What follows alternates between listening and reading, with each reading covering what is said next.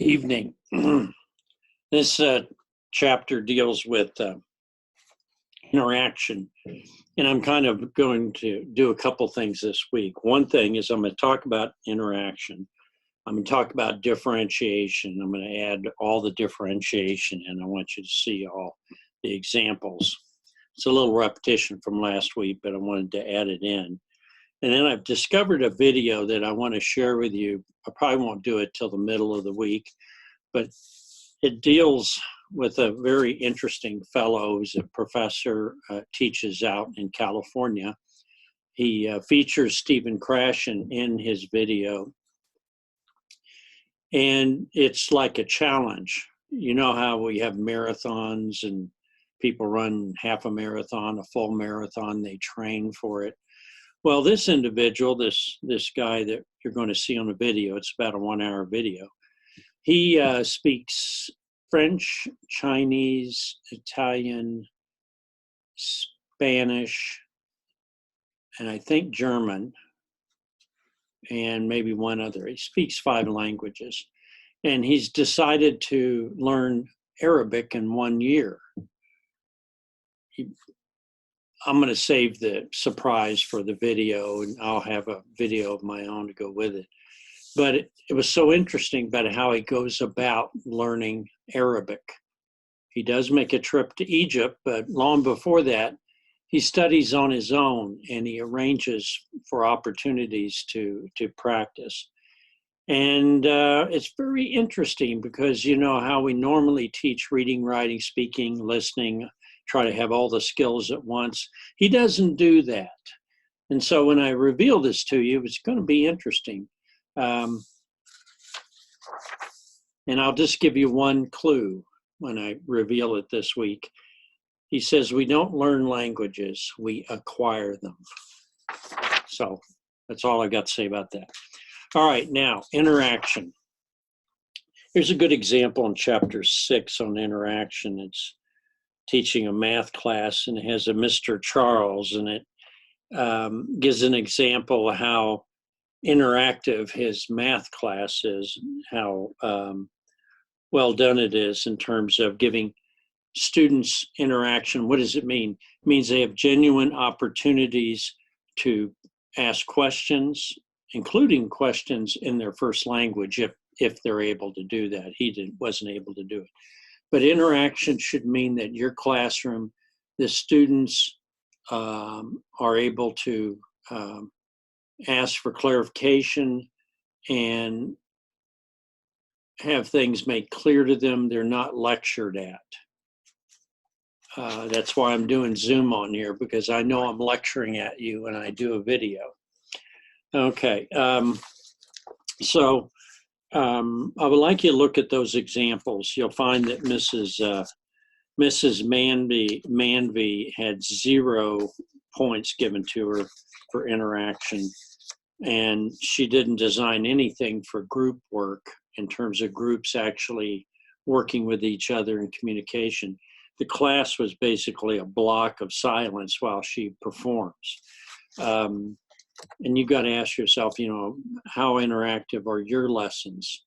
Because you're not going to keep their attention for long periods of time. And the older the students, well, I like to say the older the students, the tougher it is, but maybe the younger, the tougher it is.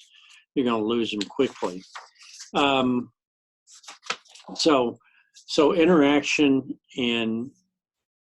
and I put a little thing on our assignment this week that one of my rules, I put it in purple, is that interaction is that when we're learning in language, we should pay attention to have listening, speaking, reading, and writing in every lesson. Now, we won't have them in equal chunks. You know, might not be a lot of reading or writing. There should be something, but the idea is that you don't just have a lesson that's just on speaking alone. There's nothing sacred about that, but I just think if you keep yourself focused, then you won't have classes where you're having students just focus on reading and writing, and they're not getting any practice speaking the language, because that's why so many of you wound up not being able to speak Spanish or French after high school. You knew the grammar, you studied the grammar, but you didn't have the language. You never acquired it. A little clue about what's to come later. So interaction requires planning. It requires a knowledge of your students to know what you can be successful with if you're going to work in pairs or work in groups, or if you're going to bring an outside person in, or you're going to train your para to ask questions and interact, whether they ask those or answer those in the first or the second language. It's the point at which the student is able to clarify content knowledge. Or if they're learning the language, they simply make sure that they know what, if they're learning vocabulary, they know that this is car and this is truck, and they distinguish among those different lessons. So that's basically chapter 6 on interaction. Now, the other part I want to emphasize this week is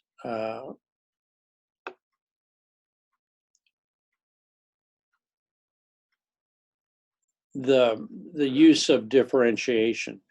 Now, differentiation should be, it's really hard sometimes. Sometimes I have students and they don't differentiate much. They just say, well, this is the lesson, we got good interaction, but I'm not going to, I'm not going to lower the levels or change. But of course, sometimes you're challenging students that are more advanced because you're promoting having them either work independently or work in small groups. You're doing something to keep them focused. If you have a class in mathematics, for instance, whether it's ESL or not, and you don't have, and some of the students have already mastered whatever the math or whatever the history or whatever, they're already past that. They're already performing in your class, and you have to come up with something to challenge them further. It's your obligation to come up with additional exercises or projects or something that promotes independent thinking and initiative on their own part. So that's another thing I want you to keep in mind. The differentiation on the tapes, on these 3 tapes,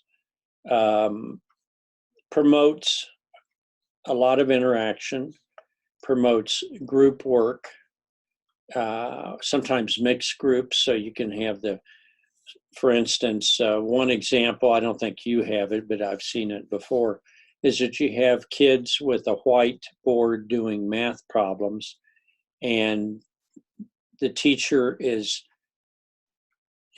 instructing the students on how to think aloud.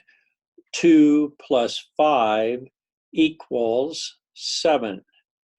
And they're also promoting writing because they want the kids to communicate. They want them to know how to write 2 + 5 = 7 on the whiteboard.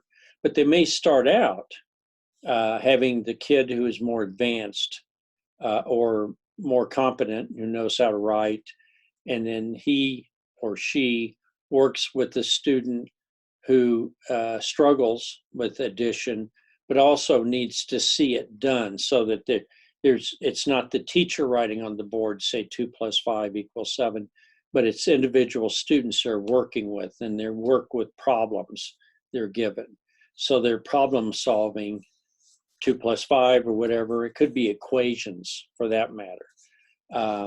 In this way, the student is working with a fellow student who may have also the first language and second language skills, who can explain how this is done, how this exercise works. So that's one example. I remember it well, this one example, because the students that had the whiteboards and were writing out the formulas, they formed the inner circle. So there were like 5 of them kind of in a circle. And then the other students took turns rotating, so that they worked with all 5 of the advanced students, and they were doing different problems. So a student wasn't just working with the same student over and over again. They were working with different people, but all of them had greater skills. And so that students were teaching students, which it can be useful in limited, limited circumstances. Great for content. I was thinking, I'm not very good at art, and I was thinking, wouldn't have been great if I'd have been with somebody who could teach me something about how to draw. Yeah, I realized the art teacher could have done that, but it would have been nice to work with somebody and they're showing me how they work, and I could actually say, oh, I didn't realize that. The guy I'm thinking about is Bob Ross. And you remember the guy with the kind of strange hair that did the very quiet painting lessons on NPR, not radio, NTV, public television. And Bob Ross did hundreds of lessons. And he also had a very calming voice. Bless his soul, he's been gone several years. But I didn't know anything about painting, and I would have had no idea, because he had a technique he watered, kind of wet down the canvas, and then he was able to add colors, and they tended to look much better than just painting with oils on dry surface. So you were able to create, and he would draw all kinds of landscapes, and it was magnificent stuff. And he taught people how that they could draw, that they could paint, and that they could do something meaningful in their life for pleasure, and that is to do paintings. And what he did is he scaffolded it. He showed you how to mix the paintings. He had a palette out there, and he had, titanium white was his first color. And he had all these colors set up, and he explained how you can mix colors on the palette, because he had a big aluminum palette with all the colors already flopped on there, or splashed on there, however. And he would start out, and it looked very simple. It's like, well, it's the sky. I mean, nothing much about that there. And then pretty soon he had blended it together, and then it was extraordinary. It was a beautiful sky. And he had taken something and had broken it down into smaller steps, and he had a very calming voice. I actually have used that guy to put me to sleep when I'm trying to, if I'm very tense and upset about things, I'll watch Bob Ross on television. If you don't know what I'm talking about, just Bob Ross, public television, and he's a painter. He actually has a company. His kids run it now, and he sells all the stuff, and he gets people to be artists. He gets them to reach outside of themselves and try something that they thought they couldn't do. I would like to be a musician too. No talent, as far as I know, but I think I could paint, because he's given me an opportunity. So that's what scaffolding is. It's building it up so that you can do it. Now, here's another example, and we're talking about differentiation. Let's say I took our class and said we're going to write poems. Now, some of you would say, I can't write a poem. I'm not an artist. I can't just take a blank page and start coming up with something. How could I write a poem? Well, I got news for you. There's a strategy. There's others, but I'm going to use one that I've used. Let's say that we want to do a poem, and usually poems begin with a metaphor. Something stands for something else. And so I ask you to write down on the left side of the page, I ask you to write down all the words that you associate with a river or a stream. Okay? What kind of words would you have? Obviously, you'd have river and stream. What else do you see in a stream? Rocks, the bank, mud, fish, different colored rocks. I don't know, maybe types of rocks that you might see. Smooth pebbles, you could go on and on and on. And you just do free brainstorming. You just write down whatever you can think of. So that's the left side of the page. It's river. Right, left side page, whatever. Now on the other side, what is a good metaphor that would go with a poem? How about words associated with church? And you think, well, what could be there? What could there be there on church? Well, obviously you might say the cross, or you might say, depends on the religion, a temple, synagogue. Let's keep going. An altar, a sacrifice, an offering. Now we're getting more. What about the clothing worn by the minister or the people?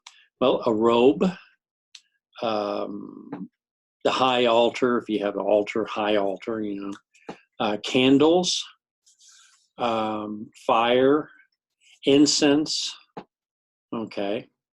And then you go on and on and on, and pretty soon you have like 30 words, 40 words. Okay, so now on this side, you have the river words, mud, stream, whatever. On this side, you have church words, okay? So now you write a poem. What is the poem? Poem, something about the sacredness of a stream. And so you might come up with lines like this. A robe of mud separates water, something like that. A robe of mud. So now you got the word robe with the word mud. You wouldn't normally think of those together, but you're just mixing words from both sides. The bank of the stream as an altar. The colored pebbles as bits of incense or candles. The light playing off the water as it streams through, as if there were candles. Now, I think you see the point. I haven't written a great poem in front of you right now, but you've got something to work with, and then you can begin to be creative because you've got your box of words, your list of words about the river, got the list of words about church, okay? So, and that's how you could do it. You could think, it's kind of interesting. You take something very mundane or average that you would see in a stream, and then you mix it with something that's considered sacred. One of the great poems, and I think it's by Robert Bly, but I can't remember for sure. I wish I could just pull it up now, but I probably will. One of the great poems is, it talks about a bay in the morning, a bay where there's ships and there's activity. And the guy writes a poem as if the bay, as if this harbor, it's coming alive like a body waking up in the morning. Talks about the blood, not spraying all over the place, not injured. But he talks about the blood, and he talks about how the color, the red in the streams, not the stream, but the streaming of the red, like blood. The sun comes in the morning, and at first it's like the blood coming through the arteries of your body, or is it veins, whatever. And he talks about how the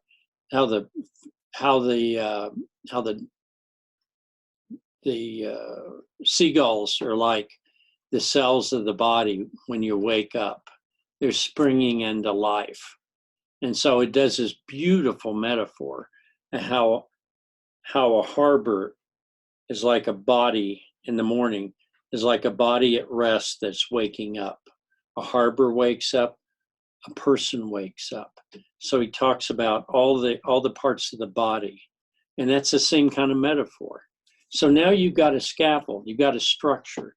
You can get some great lines out of it, because you got to have a structure. And so that's what scaffolding is. It gives you some kind of an opportunity to play.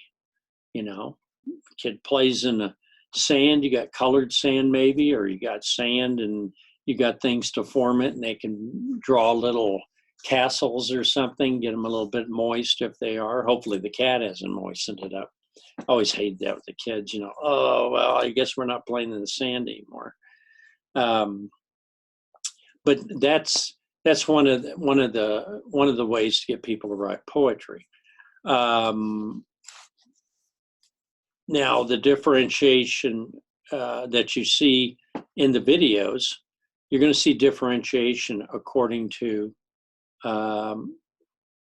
the ability or the readiness of the student to be able to handle the material. For instance, if we were teaching a science class, and maybe I had a student who's in my class, who's going to learn about how plants grow in a petri dish. Maybe we're going to have some sugar or whatever it is in there. I forget what they call agar or whatever. And we're gonna grow lettuce plants, or just get them started so we can kind of see how they start. They may in the process of doing the experiment, the student that may not be very skilled or doesn't have the ability to chart plant growth and to build up a chart, a more organized thing, that student can still be a participant by pouring whatever the material is into the petri dish and then planting the seed. They can have a meaningful participation in that. And if you're teaching an English second language class, the student is still going to learn about planting a seed and growing it, okay? I mean, we could be talking about growing yeast cells in some kind of a material in a petri dish, or we could talk about, bacteria or something like that. We're studying different types of bacteria. But you can include students that may not cognitively be as adept at understanding the lesson, but they can still participate and they can still learn the lesson.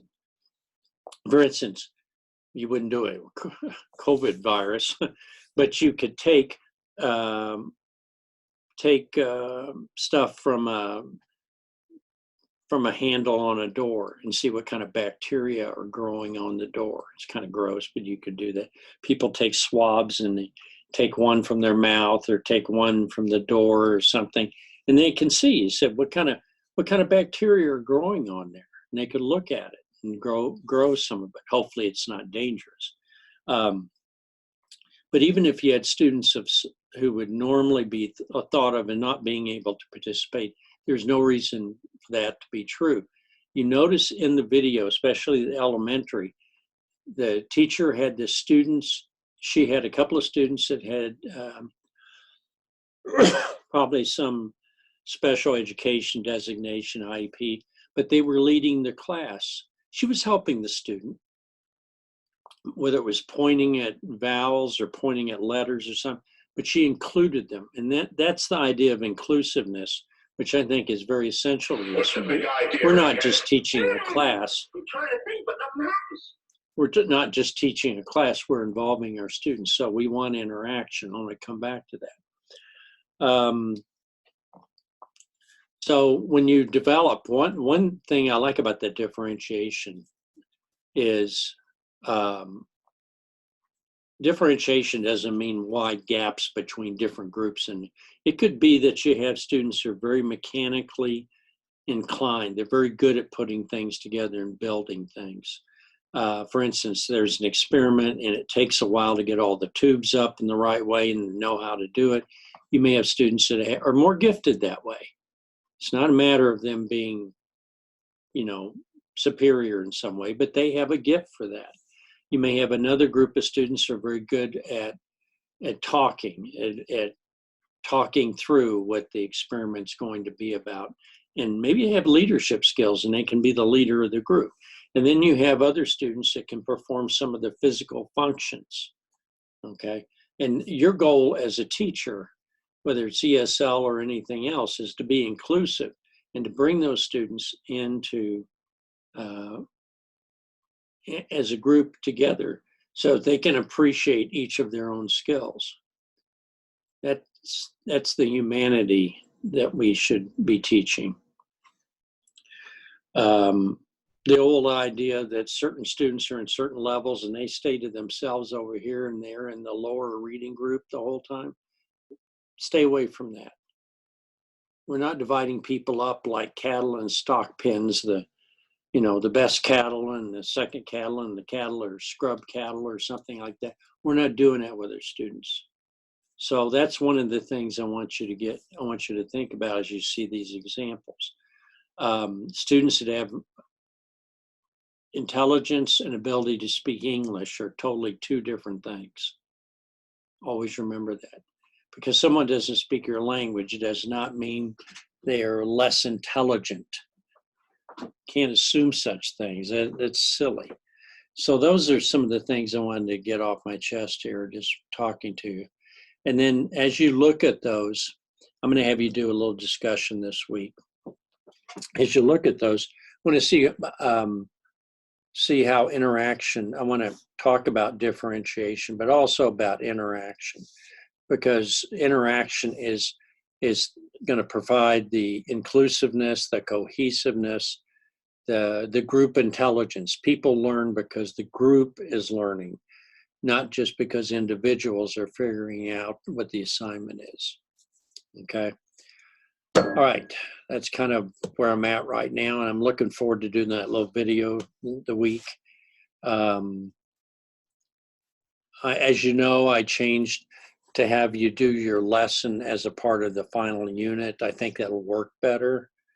I think it'll work a lot better because why have the lesson and turn around and do the unit?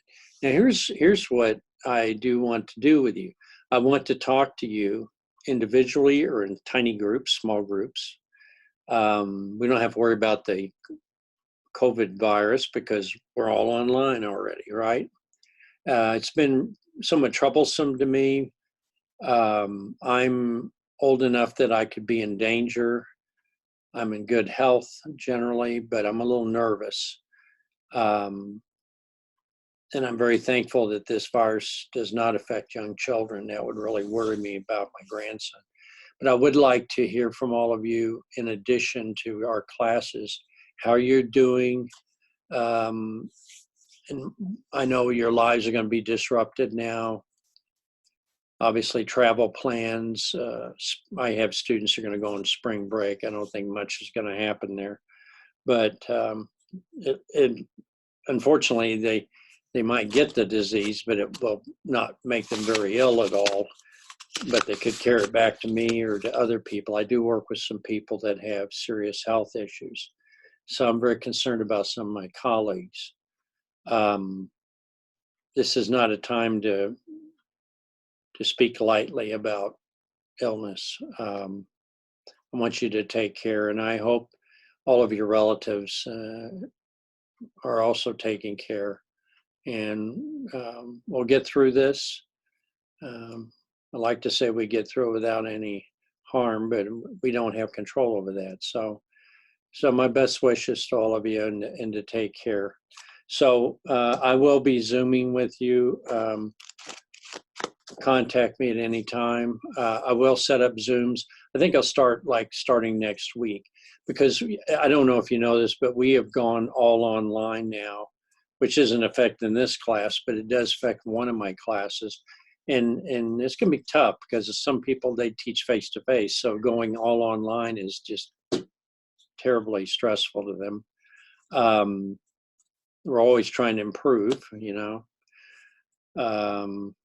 I hope Zoom works fine and we have no other issues. So, all right, well, take care.